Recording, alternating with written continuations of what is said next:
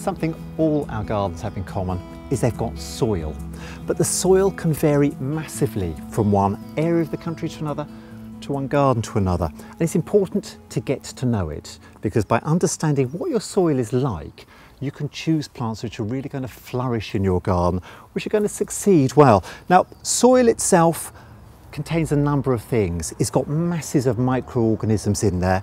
It's got the nutrition which is going to feed the plants. It's going to lock in moisture, because this is where plants are going to get their water from. When you take a handful and squeeze it together, if it breaks up and crumbles like this, you know it's got a lot of sand or silt in it. If you take a handful and squeeze it and it sticks together, it's probably got more clay in it. Clay soils stay wetter and more waterlogged, and if you want to make them more free draining, we can dig in some gravel or some grit and sand.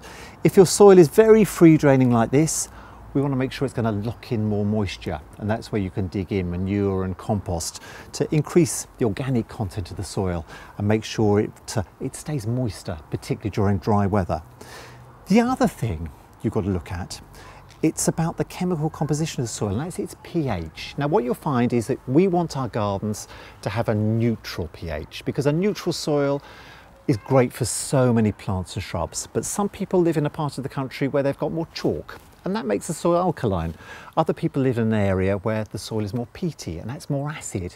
And we can get one of these little soil test kits, and we can do a very simple test to see exactly what pH our soil is. It's very easy to do.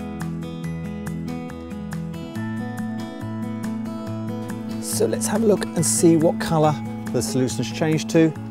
And yes, this soil is certainly on the alkaline side of neutral. And that's going to help us choose exactly the right plants that are going to flourish in this garden. Well, if you've got an area of your garden where you want to get some new planting done, first thing to do is just to make sure there are no invasive weeds in the area.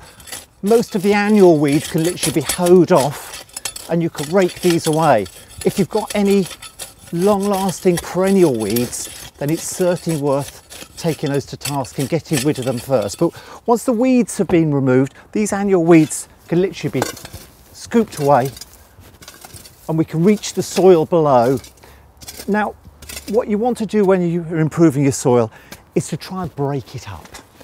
It can be quite hard work, but with a spade or a fork, dig it over and try and turn the surface down. This soil is quite stony. It's probably got some rubble in it. It's something you quite often find on new housing estates as well. Break the soil up deep down, because sometimes you can end up with this hard pan beneath the soil surface, and that can make it difficult for water and rain to drain away. And now what you need to do is to improve the soil itself. And for that, either use your own homemade compost or buy some bags of composted farmyard manure, or peat-free compost, any organic matter you can get your hands on, and be as generous as possible. Spread this out on the soil surface, and what we're trying to do is to really dig this deeply in and mix it down into the soil. This is what the worms will be feeding on and turning this organic matter into humus. If your soil is very heavy and very waterlogged, then we can help it to become more free draining by getting some bags of something like this gravel, and just mixing in gravel generously into the soil itself, either over the whole area or definitely at the base of planting holes, so that the water will drain away and the plants won't be sitting in a sump of water. So improve the soil itself, dig it deeply.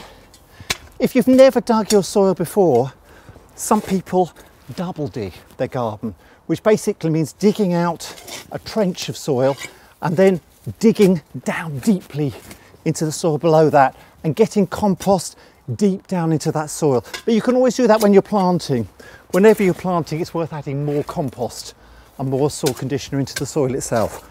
But before you do any planting, also think about improving the nutritional content of your soil. And for that, you can either get hold of this rock dust, which is a volcanic rock which has been broken down into rock dust, and this contains lots of essential minerals. You can sprinkle that over the soil itself, or just get yourself something like some Grome or fertiliser. Sprinkle this onto the soil before you plant and dig this down to improve the soil itself, and that gives your soil the extra nutrition it needs to support the new plants you put in. Dig over the soil, break it up, improve the drainage, add manure, gravel and grit if you need to improve the drainage, some extra nutrition, and those beds then, once it's well prepared, will be ready for some new plants.